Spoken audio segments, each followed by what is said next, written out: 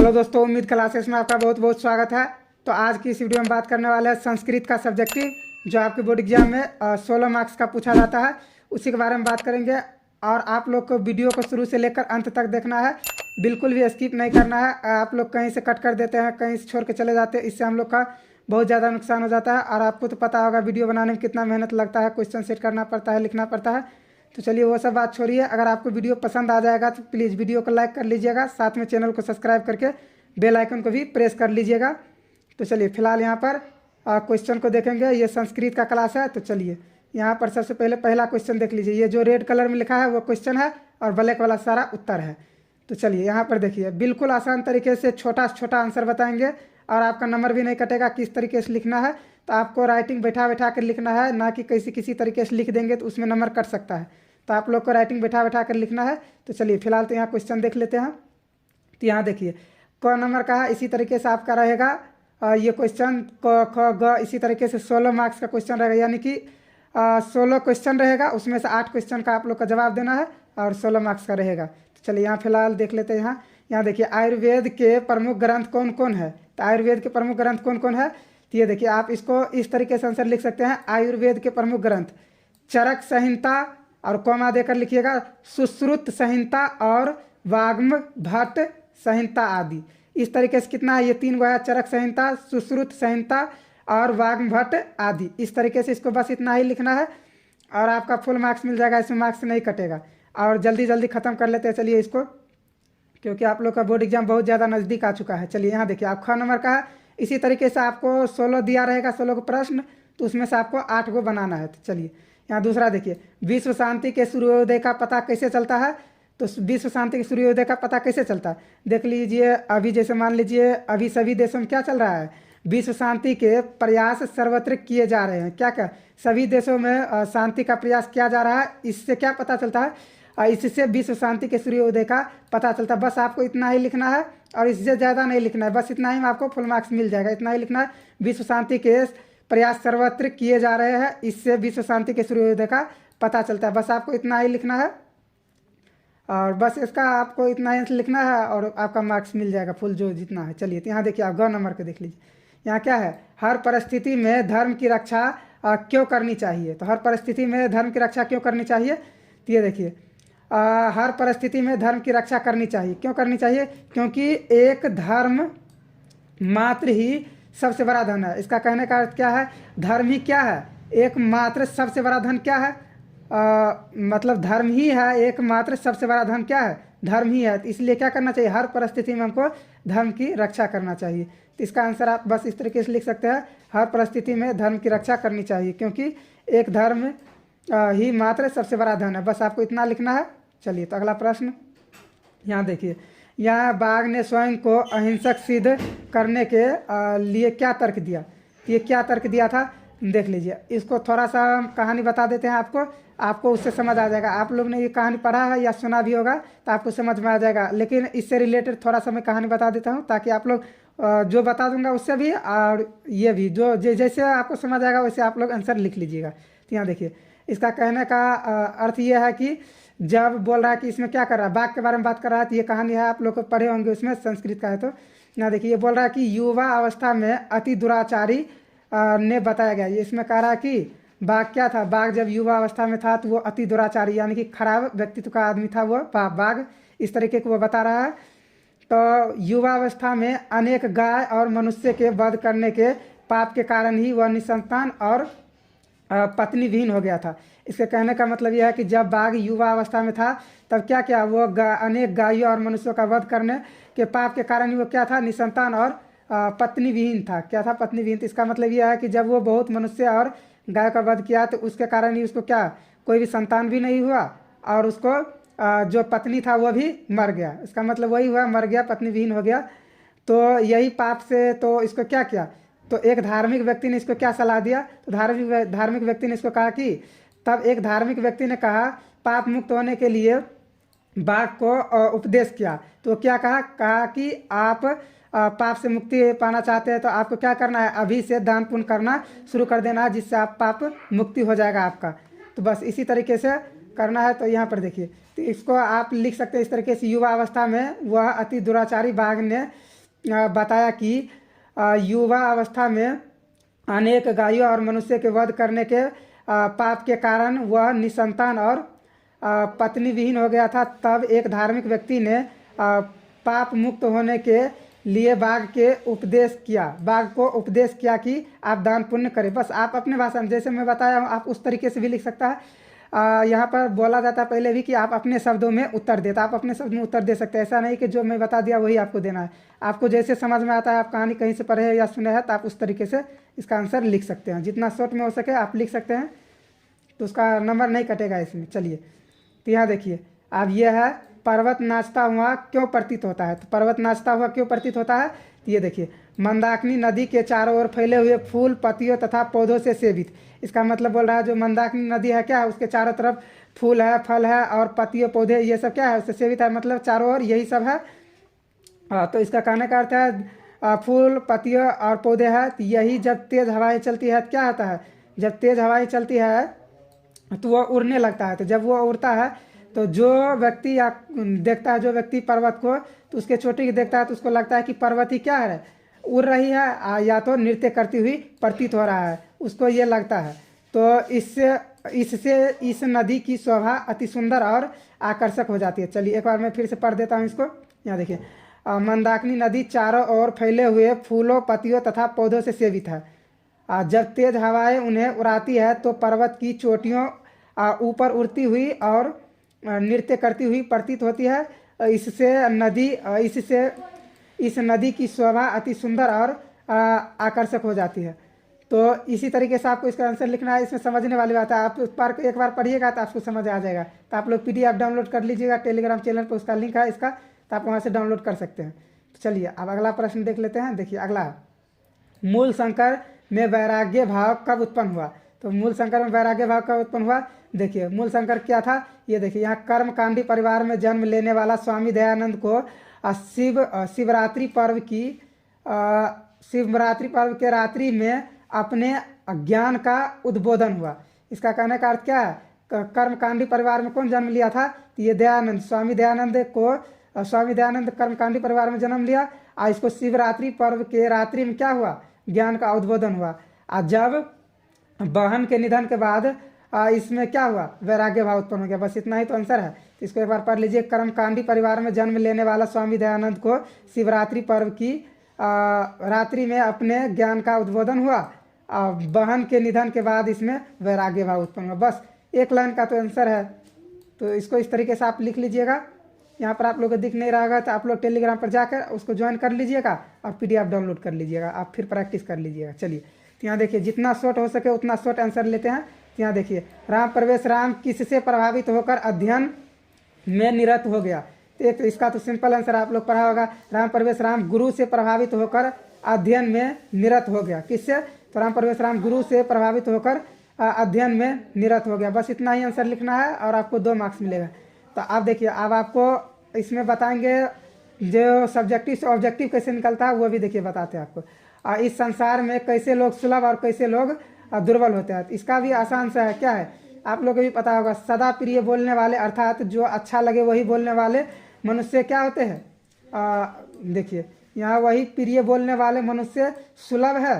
देखिए, अप्रिय और जीवन की सही मार्ग पर ले जाने वाले, सत्य वचन बोलने वाले तथा सुनने वाले मनुष्य दोनों क्या होते हैं, दुर्लभ होता है। इसका मतलब तो आप लोग भली बात ही जानते ही होंगे। तो इसका आप इस तरीके से लिख सकते हैं, बिल्कुल अच्छी तरीके से। चलिए, तो अगला प्रश्न देख लीजिए।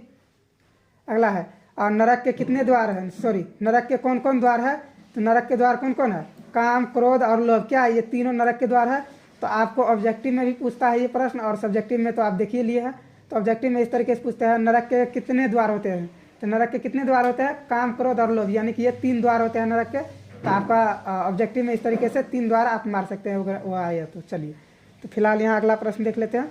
अगला देखिए, शेषवा संस्कार का उल्लेख करें। तो ये संस्कार वाला पार्ट आ गया। तो अब तो संस्कार आप लोग को पता होगा, संस्कार कितना होता है, 16 होता है। और शेषवा संस्कार कितना होता है, तो शेषवा संस्कार 5 होता है। तो इसको इस तरीके से लिख सकते हैं, भारतीय संस्कार के अनुसार शेषवा काल के 5 संस्कार है। देखिए ये क्वेश्चन इस तरीके से भी ऑब्जेक्टिव में पूछता है, शेषवा संस्कार कितने होते हैं, कितने होते हैं, ये 5 होते हैं। तो आप इस तरीके से लिख सकते हैं, भारतीय संस्कार के अनुसार शैशवा काल के 5 संस्कार है। तो आप उसका बस इतना लिखना, ये तो अपना मन से भी लिख सकते हैं। और यहाँ देखिए 5 संस्कार कौन कौन है। एक है जात कर्म, फिर कॉमा लगा कर आप लिखिएगा। नामकरण, निष्क्रमण, अन्नप्राशन, क्या हो जाएगा, अन्नप्राशन कॉमा लगा कर लिखना है आपको। फिर है चूरा कर्म और कर्मबोध, क्या है, कर्मबोध। यही 5 है, क्या हो जाएगा, इसी को आपको लिख देना है। ऑब्जेक्टिव और सब्जेक्टिव दोनों में पूछा जाता है। बस आपको इतना ही आंसर लिखना है। चलिए तो अगला प्रश्न देख लीजिए। भारत भूमि कैसी है और यह कहाँ, यहाँ कौन लोग रहते हैं। भारत भूमि कैसी है और यहाँ कौन लोग रहते हैं। यहाँ देखिए, भारतवर्ष अति प्रसिद्ध देश है।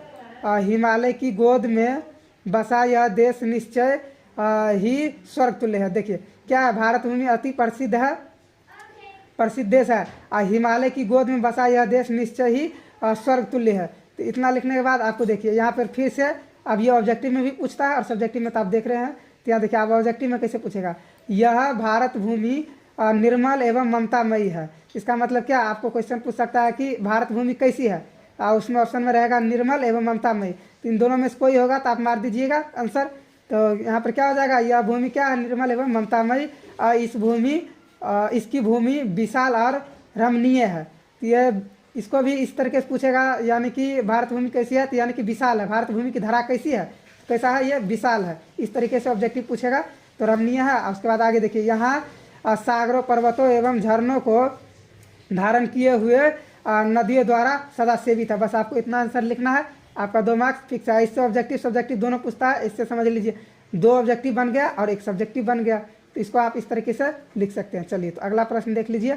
अगला है, संस्कृत साहित्य के संवर्धन में पंडिता छमाराव के योगदान का उल्लेख करें। तो इसका योगदान का उल्लेख क्या है, यहाँ देखिए, संस्कृत साहित्य में आधुनिक समय की लेखिकाओं में पंडिता छमाराव अति प्रसिद्ध है। देख लीजिए, तो इसमें भी आपको ऑब्जेक्टिव पूछेगा। इसमें ऑब्जेक्टिव कैसे पूछेगा, तो इसमें पूछेगा पंडिता छमाराव किस काल के कवि थे। तो इसमें क्या हो जाएगा, तो इसका हो जाएगा क्या, यहाँ देख लीजिए, यहाँ क्या है, आधुनिक समय के है। आधुनिक समय, यहाँ क्या हो जाएगा, आधुनिक। तो इसका आंसर क्या हो जाएगा, आधुनिक। ऑब्जेक्टिव जब पूछेगा तो आपका मारना है आधुनिक। चलिए फिलहाल अगला देख लेते हैं। यहाँ देखिए, शंकर चरित्रम उनकी अनुपम रचना है। तो इसको भी आपको याद रखना है, शंकर चरित्रम, क्योंकि कभी भी पूछ सकता है कि पंडिता छमाराव के अनुपम रचना क्या है, क्या हो जाएगा, शंकर चरित्रम। तो चलिए आगे देख लेते हैं। यहाँ देखिए, गांधी दर्शन से प्रभावित होकर उन्होंने सत्याग्रह गीता, क्या लिखा है, सत्याग्रह गीता, और कॉमा लगा कर देखिए। यहाँ पर कॉमा का मतलब क्या होता है, एक सत्याग्रह ये एक किताब हो गया और ये जो है मीरा लहरी ये अलग हो गया। तो इसलिए कॉमा आपको लगाना जरूरी है। यहाँ देखिए, दूसरा क्या है, मीरा लहरी, और तीसरा क्या है, कथा मुक्ति वाली, क्या है, कथा मुक्तावली। और उसके बाद ग्राम ज्योति, क्या है, ग्राम ज्योति आदि रचनाएं की।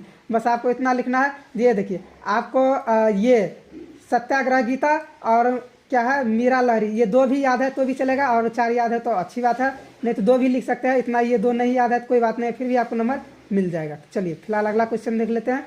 अगला देखिए, यह है 4 आलसियों का संवाद अपने शब्दों में लिखे। तो 4 आलसियों का संवाद अपने शब्दों में लिखे। तो इसको आप कोशिश करें कि आपको जितना भी आंसर लिखना है तो उसको अपने शब्दों में लिखे, आपका उससे मार्क्स नहीं कटेगा।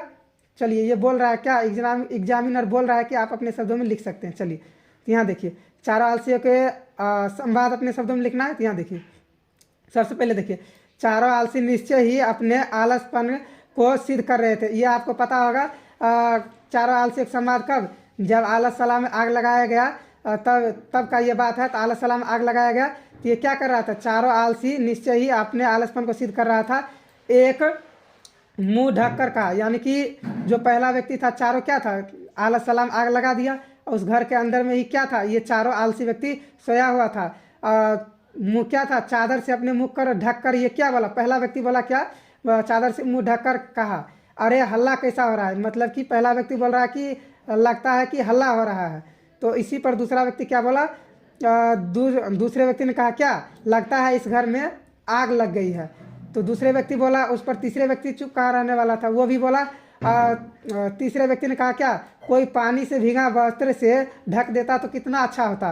तो इसका कहने का अर्थ है कि यानी कोई चटाई होता है जिससे पानी, जैसे मान लीजिए घर में क्या है, आलस आग लगा है, तो उसको तो फिर ताप लग रहा होगा, गर्मी लग रहा होगा, तो उससे ये आलसी क्या कर रहा है, ये बोल रहा है तीसरा कि अगर भीगा हुआ वस्त्र अगर उसके देह पर दे देता कोई तो क्या होता, उसको अच्छा होता, यही बोल रहा है। तो उस पर तीसरे ने क्या कहा, देखिए चौथे ने क्या कहा। चौथे ने कहा अरे वाचल कितना बात कर रहे हो, चुप क्यों नहीं रहते हो।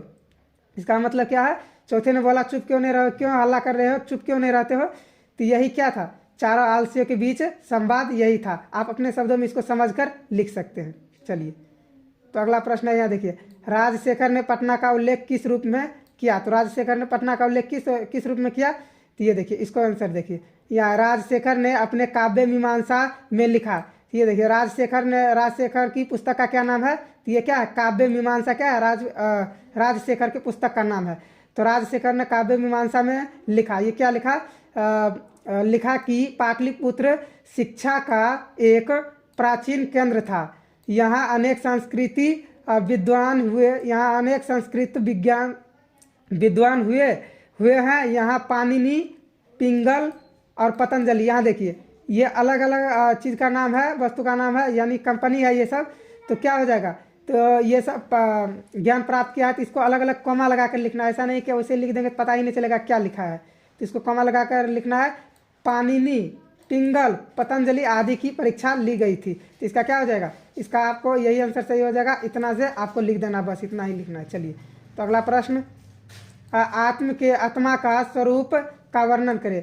तो आत्मा के स्वरूप का वर्णन करें, तो आत्मा के स्वरूप का वर्णन क्या है, देखिए कठोपनिषद में आत्मा के स्वरूप का बड़ा ही अपूर्व विश्लेषण किया गया है। तो क्या किया गया है, तो यहाँ देखिए यहाँ पर भी एक ऑब्जेक्टिव निकलेगा। यहाँ देखिए आत्मा मनुष्य की हृदय रूपी गुफा में अवस्थित है।